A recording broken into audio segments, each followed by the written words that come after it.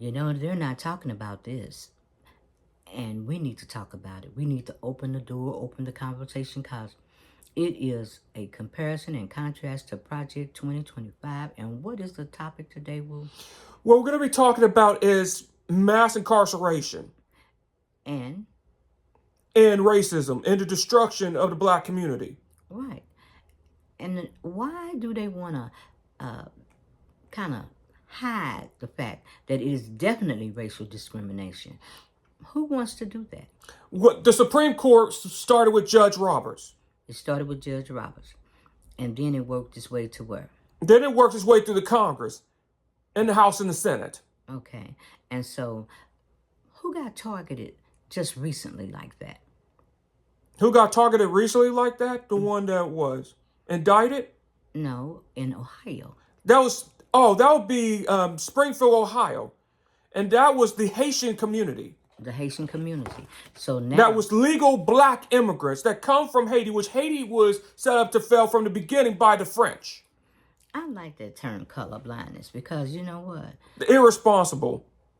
There is no such thing as a colorblind society, and we should not even strive to be a colorblind society. The underlying factor of colorblindness is we just don't want to say that it's racial discrimination. And we got certain people that we need to target, just like they're targeting the Haitians. And they're just saying that here we go with this caste system again. We got one group of people that we're going to divide. Well, we're going to divide everybody. That's the key plan, is to keep chaos and strictly division, and to make one group of people think that they're so much better than the other person. And even if you're white and you're poor, you're still going to be better than a black person, because that person that they made that is white and poor, what did they do? They gave them power, and they the who? They're the police and the Ku Klux Klan. Right. So, even if you had your occupation, your education, if you had social status, it all divided you. Who comes out and think they are better black than the next black? We're all human beings. We're all human. So what about that war on drugs? It was really not a war on drugs at all. Actually, the drugs were actually going down. It was not even a major concern. What was really about the drug war was really was a war against black, brown, and Native American communities, especially black men. And the one that brought the drugs was Ronald Reagan and the CIA in the 1980s. And so basically, even though the predecessor, who is a felon, who gets to keep his Mar-a-Lago and gets to run for the president of the United States. Imagine that. We really got the biggest blinders on if we think that he should not be held accountable. He should be held accountable for all the things that he done. Or are we racial profiling him? No, whites don't get racially profiled. They're just collateral damage. Just collateral damage. And what about the legal discrimination? You can serve your time, and after you get out, it don't end there. What happens? What happens is that you can't get a job. You can't even get an apartment. You can't get private or public housing. You can't even get a job. And what it risks to is that you're going to reoffend over and over again. So there's only maybe two options: either reoffend or go back to jail. That's it. Did you hear just recently that that the predecessor is gonna come out there and he's gonna protect all the women? Can you believe that? I don't believe it at all. He wants to control women. That's what it is. He wants to control women, Well, not protect women. He can't keep it down on his home front. But the thing that really is troublesome is that not only control women, it's killing us. The laws that he's passed are killing us. He hates children and he hates women. That's right. What it is. And I just want to tell Lawrence O'Donnell, because he said they got what they wanted. Bush and them got what they wanted. The Supreme Court got what they wanted. And that's the death of us. It shouldn't be to the fact that women have access to medical medicine and cannot get it because of Roe v. Wade. And because of the law, it's because of the scare. Just even taking away their license is scared enough. But to put them in prison, doctors ain't even going to do nothing. And the sad thing is, we looked at the young lady that had just recently passed away, and it was what? Her death was preventable. Preventable. Now, back in my time, what did we have? Coat hangers. We had coat hangers. We had quinine, turpentine, and codeine, and a coat hanger. Just like Trump thought he had Clorox for COVID-19. And that's terrible. That's terrible. And we definitely cannot go back to this. We cannot. That doesn't make any sense. And I'm just stopping right here. I'm going to say every woman out there that can vote, get out there and vote. Because this affects you and the future generation of women. And we cannot have that bloodbath. Because my generation had the bloodbath. We didn't have the choices that's out there now. And it's a shame that all of this is preventable. And women are dying at the rate that they're dying. We cannot go back to a coat hanger. We cannot go back to quinine, turpentine, and codeine. We cannot do that. And we definitely cannot go back to Clorox. Absolutely. So, the media has represented blacks very poorly. And when you hear the word crime, when they said he's a criminal or he's a felon, the first thing they think pops in their head is what? The first thing that pops in their head is a black and Latino person, and especially a black man. So all this war on crime was developed for to keep blacks from really what?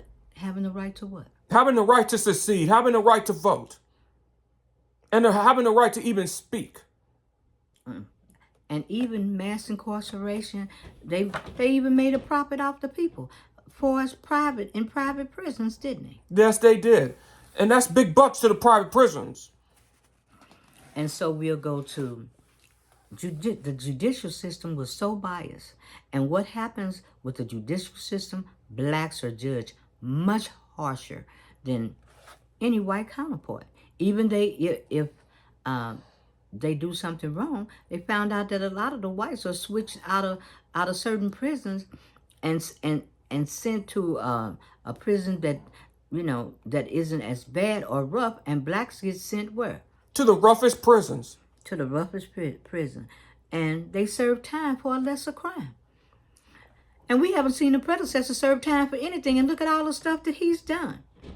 3 strikes you out. No, how many? We ain't gonna even go there and count how many strikes this man has had.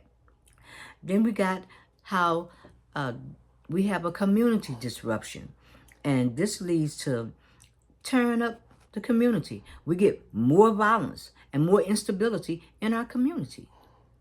This doesn't bring us together. It destroys the black family and the black communities. That's what you've done. And the public perception of us, when people see us, ooh, their attitude is like, there they are. Mm-hmm. They're those felons, they're those criminals. Yeah. And the punishment is awful. It's got to be alternative methods for punishment, because punishment doesn't always work. No, punishment doesn't correct the behavior. It makes the matter worse. We have social movements to address the injustice of mass incarceration. So we need to move toward human rights instead of what? We need to move more towards human rights more than civil rights, because civil rights is more individual. It's more individual. It's all or what? It's all or nothing. And instead of reform, we need what? Revolution. Who used to say that all the time? Who else? Bernie Sanders. Bernie Sanders had it right. Because revolutionary is that it's the same thing that the predecessor's doing. He's changing everything, massively changing everything. He's not taking a step-by-step procedure.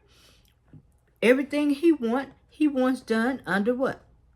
That's at Project. 2025. That's right. And so if we need to uh, kick back from the past, and instead of saying reform, there are changes that we need to make too, because everything that's going on now has been going on for years, and it's time for us to step toward uh, human rights instead of Civil rights. absolutely. And all of this is race, class, and gender, and um, it impacts our community, our world. All of it does. So, what we have to do from generation to generation is to think that we can't have a person that's running for office that is a felon who sits up and brags about how he has what destroyed women's rights. I think Meryl Streep was uh on a reel the other day, and she was saying a cat, a squirrel, they have more rights than we do. And that's true. They do have more rights than we do. You got restorative justice. There needs to be alternative methods for punishment, because, like I said, punishment is not always the answer. And we got to repair, we have to repair the behavior between the criminal and the person that they had the problem with.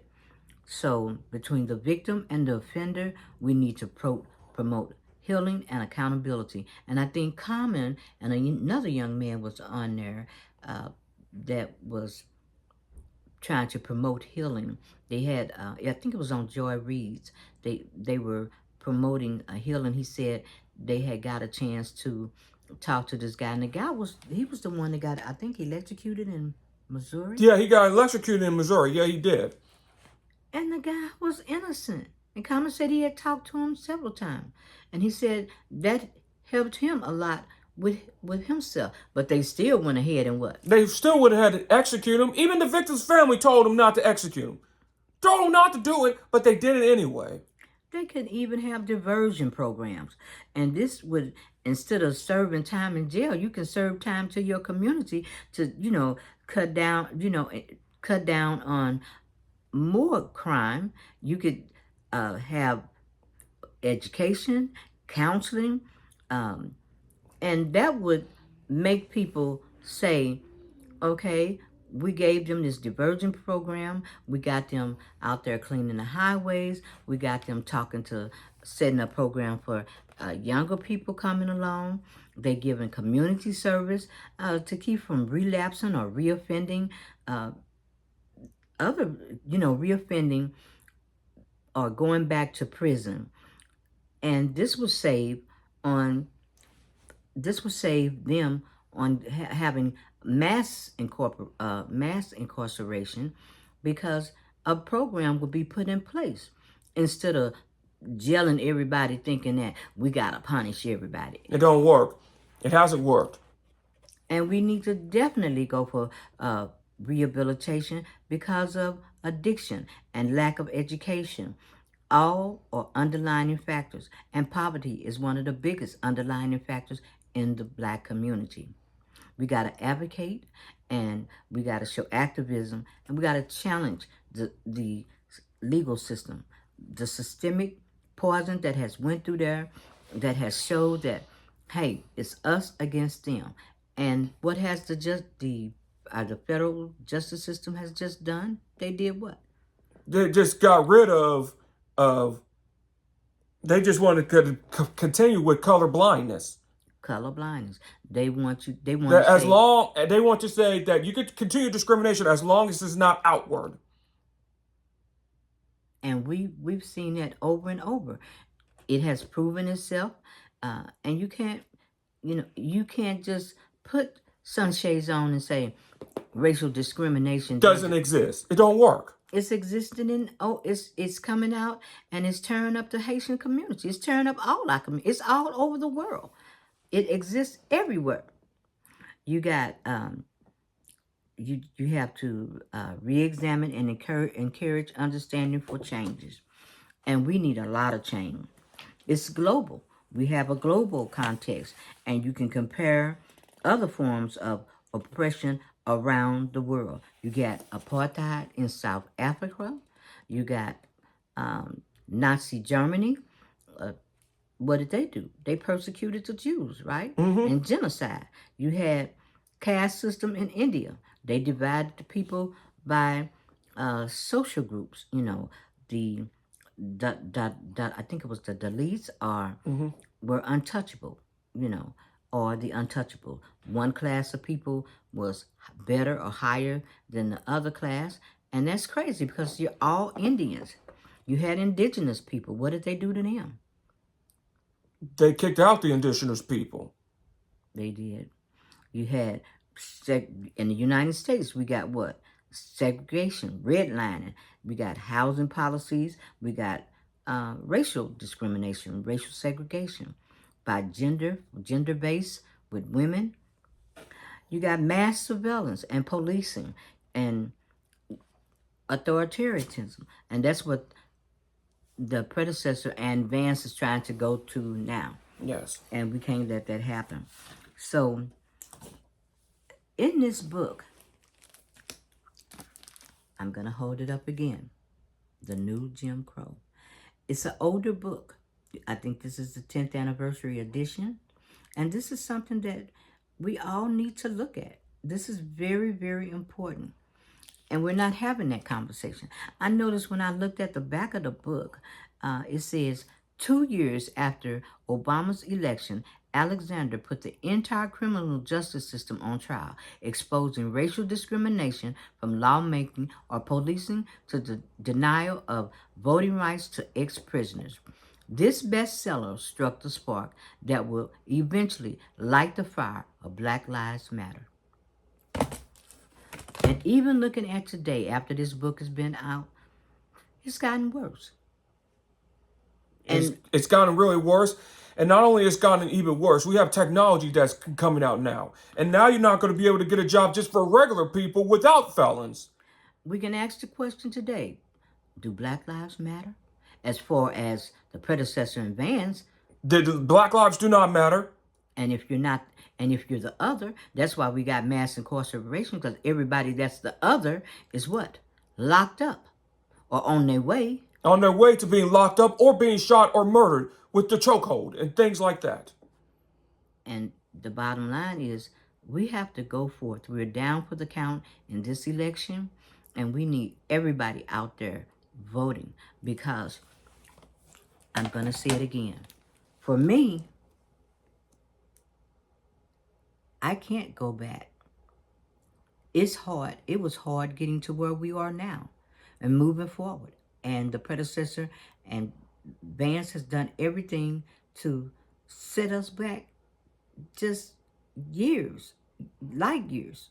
It's ridiculous. And we need, I don't want to say revolution, but we need that. We do need it. We need massive changes. And that's what the predecessor has done. He's tried to make massive changes. But those changes are his changes that he's making. It poses an existential threat to our world. To our world. Now, hey, if you want to get up there, and I'm going to say it to all the YouTubers, everybody that's out there on their platform, even if you got your platform rolling, you're into your super chats, you into basically growing your channel, grow your channel. But that's not going to help if we don't get out there and if we don't vote. Because if you think that this, whatever the predecessor is saying, that it's not real, it's real. It's happened over and over and over again. And so everybody that said, well, it's the baby boomers' fault, you're up for grabs. It's your turn. It's your turn, your generation, and you gotta take the horse by the rim. You gotta take it, and you gotta guide this, because everybody's life is in jeopardy right now.